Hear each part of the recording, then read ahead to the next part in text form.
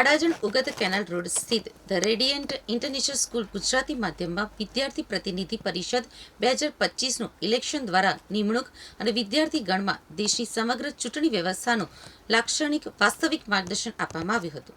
આજરોજ તારીખ 4/7/2025ને Adajan Ugat canal road સ્થિત the radiant international school Gujarati માધ્યમમાં શૈક્ષણિક વર્ષ 2025-26 માટે વિદ્યાર્થી પ્રતિનિધિ પરિષદની રચના અને નિમણૂક ભારતના લોકતંત્રની તાકાત એવી મતદાન ચૂંટણી પદ્ધતિ દ્વારા કરવામાં આવી હતી, જેમાં ધોરણ 6 થી 12ના 1800 જેટલા વિદ્યાર્થીએ મતદાન કરી શાળાની ડિસિપ્લિન, સાંસ્કૃતિક, સ્પોર્ટ્સ, એસેમ્બલી જેવી વિવિધ 18 જેટલી કમિટી માટે હેડ બોય અને હેડ ગર્લ માટે વોટિંગ કર્યું હતું.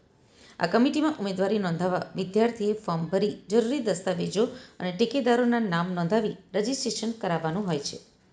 સાથે સાથે આ વિદ્યાર્થીઓને પ્રચાર માટે યોગ્ય તક આપવામાં આવી હતી.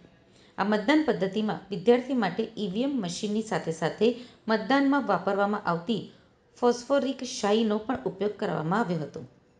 આ રીતે ઇલેક્શન કરાવવાનો મુખ્ય હેતુ વિદ્યાર્થીઓ ભારતની સમગ્ર ચૂંટણી વ્યવસ્થા જાણે અને સમજે અને ભવિષ્યમાં ઉપયોગમાં લેવાના પોતાના હક્કોથી પરિચિત થાય અને સાથે સાથે તેમની સાથે જોડાયેલ પદાધિકારીઓની જવાબદારી અને કાર્યશૈલીને ઓળખે અને સમજે.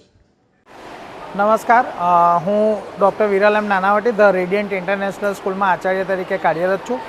મિત્રો, આજે જ્યારે લોકશાહી દેશની અંદર નેતાઓની સિલેક્શન અથવા તો નેતાઓની જે પસંદગી કરીએ છીએ વોટના આધારે આપણે આપણા મતનો ઉપયોગ કરીએ છીએ, એમ શાળાની અંદર અમારી પાસે વિવિધ પ્રકારની કમિટી છે. Photography committee, discipline committee, cultural committee, સાથે સાથે બ્યુટિફિકેશન કમિટી, CCR કમિટી, આ બધી કમિટી છે. આ કમિટી માટે અમારે હેડબોય અને હેડગર્લના ઇલેક્શન થતા હોય છે. આ ઇલેક્શન માટે એક ચોક્કસ પ્રકારની પ્રણાલી બનાવી છે કે જેની અંદર એમને એમનું ફોર્મ ભરવાનું હોય છે, એમને ટેકેદારના નામ લેવાના હોય છે, એક બાહેધરી આપવાની હોય છે. આ બાહેધરીના આધારે એમનું સિલેક્શન થાય છે અને આજે વોટિંગ થાય છે. આજે કુલ 1788 જેટલા બાળકોએ વોટિંગ કર્યું છે. આ વોટિંગના આધારે હવે અમારી શાળાના નેતૃત્વ કરવાવાળા હેડબોય અને હેડગર્લનું સિલેક્શન થશે કે જે શાળાને ઊંચી શિખરે લઈ જવા માટે ખૂબ પ્રયત્નશીલ રહેશે અને અમારી જે 7 થી 8 કમિટીઓ છે કમિટીને લીડ કરશે. પછી એ ચાહે સ્કૂલનો એન્યુઅલ ફંક્શન હોય, સ્કૂલની અંદર મહેમાન આવ્યા હોય કે સ્કૂલની અંદર વિવિધ પ્રકારના સાંસ્કૃતિક કાર્યક્રમ હોય, આ દરેક કાર્યક્રમ આજે અમે સફળ છીએ તો અમારા હેડબોય અને હેડગર્લના વ્યવસ્થા તંત્ર અને એના નેતૃત્વના કારણે. આ નેતૃત્વ શાળાના આચાર્ય તરીકે હું અને મારી શિક્ષકોની ટીમ સાથે સાથે મારી મેનેજમેન્ટ મેમ્બર જે અમારા છે એ બાળકોને માર્ગદર્શન આપે છે અને વાસ્તવિક સ્કૂલની પરિસ્થિતિથી વાકેફ કરીને દેશની અંદર કઈ રીતે વોટિંગ સિસ્ટમ કાર્યરત છે તેની માહિતી આપે છે. અમારે ત્યાં આજે કલેક્ટર, ડેપ્યુટી કલેક્ટર, IAS અધિકારી, IPS અધિકારીની નિમણૂક કરવામાં આવી હતી. આ લોકોનું કામ હતું વોટિંગ બૂથ સુધી વ્યવસ્થા જાળવવાનું, બેલેટ પેપરથી જેનું સિલેક્શન કે વોટિંગ થયું છે કે એ લોકોએ વોટ આપ્યા છે એની માહિતી ભેગી કરવાની, ડિજિટલાઇઝેશનથી જેને EVM મશીનમાં વોટ આપ્યા છે એનું કરેક્શન જોવાનું, દરેક પ્રકારના પત્રકો છે. મેં પણ વોટ આપ્યો છે અને મેં પણ આ રીતે જે ઇંક આવે છે બાળકોને ઇંક, તો નાના બાળકો જે અમારી સ્કૂલના બાળકો હતા એ માત્ર ને માત્ર ઇલેક્શન નહીં પણ ઇલેક્શનની સમગ્ર પદ્ધતિથી વાકેફ થયા છે અને અમારું કામ એ જ હતું કે બાળકો દેશના અર્થતંત્ર. હું Parekh Reshma, the radiant international સ્કૂલના ગુજરાતી માધ્યમના ઇન્ચાર્જ.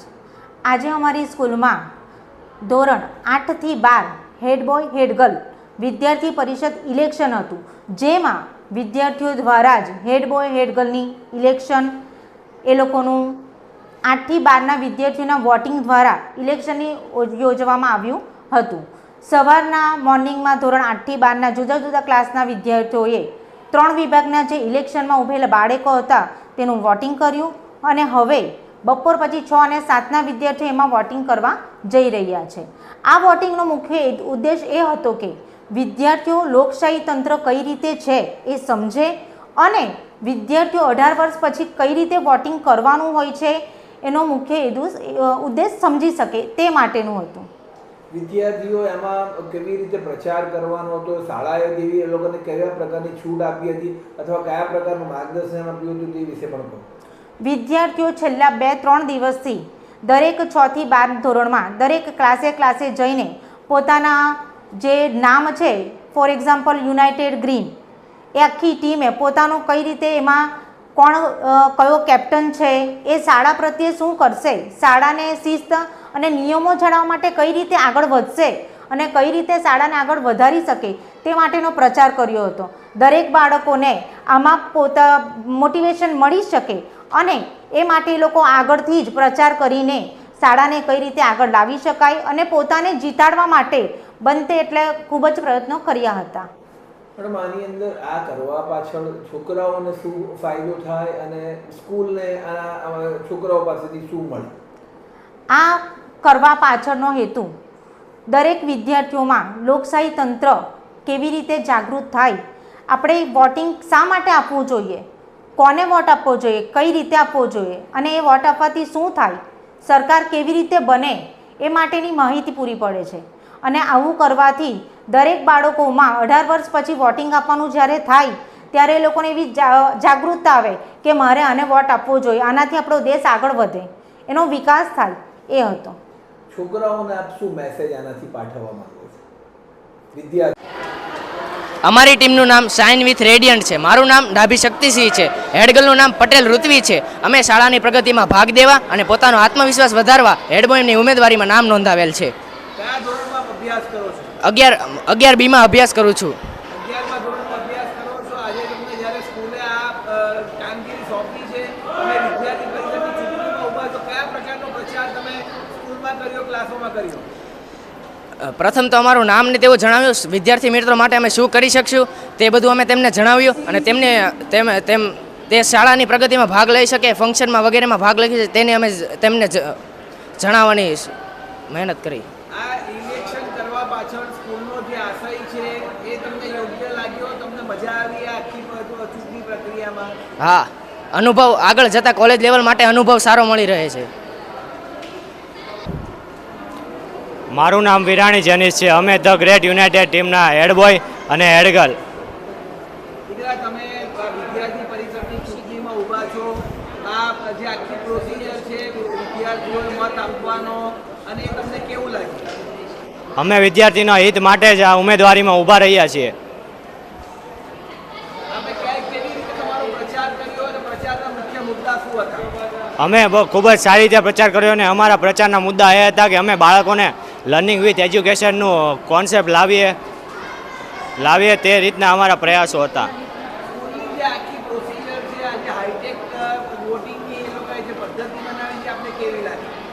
આ સ્કૂલવાળાએ આ કાર્ય ખૂબ જ સારું કર્યું છે. તમે આનીથી શું શીખતો નવો? અમે આનીથી શીખશું કે જો આપણે 18 વર્ષથી ઉંમરનાને વોટિંગનો ચાન્સ મળતો હોય છે, જો આપણે નાના બાળકોને પણ શાળામાં વોટિંગનો ચાન્સ મળે. અમારી ટીમનું નામ કોમરેડ છે. મારું નામ પરમાર ઝીલ અને હેડબોયનું નામ ભદ્રેશિયા ભવ્ય છે. અમે લોકો એઝ અમારી લીડરશિપ ઇમ્પ્રૂવ કરવા માટે આમાં ભાગ લીધો છે અને બધાને ડિસિપ્લિનમાં રાખીશું અને તેનું આગળ કેવી રીતે વોટિંગનું પ્રત્યેક બરાબર થશે એની અમે જાણ કરવા માટે આની અંદર ભાગ લીધો છે. આ જે આખી પ્રોસિજર છે આટલું હાઈટેક બનાવી છે, તો સ્કૂલ માટે આપ શું કહેશો? સ્કૂલ માટે અમે એટલું જ કહીશું કે તમે લોકોએ અમારી માટે બહુ જ સારું કામ કર્યું, કેમ કે અમે લોકો 18+ થશું તો અમને લોકોને કેવી રીતના ખબર પડશે કે અમે લોકો કેવી રીતે વોટિંગ કરીએ, કેવી રીતે અમે લોકો લીડરશિપ ઇમ્પ્રૂવ કરી શકીએ. અમને કોલેજ લેવલ જશું ત્યારે આ બહુ જ કામ આવશે અમને લોકોને. આપ કયા પ્રકારનો આપણે પ્રચાર કર્યો અને શું લાગે છે, આપ જીતશો? હા, અમે જીતશું. અમારો એટલો કોન્ફિડન્સ છે. અમે લોકોએ બધાને એટલું ઇમ્પ્રૂવ કર્યા છે અને અમારી લીડરશિપથી અમે લોકો એટલા ઇમ્પ્રૂવ થશું. નમસ્તે, હું ભદ્રેશિયા ભવ્ય. મારી સાથે હેડગર્લમાં પરમાર ઝીલ તરીકે ઊભી રહી છે. અમે આ સ્કૂલમાં 1 વર્ષ આવ્યા છીએ, આ વર્ષે જ આવ્યા છીએ.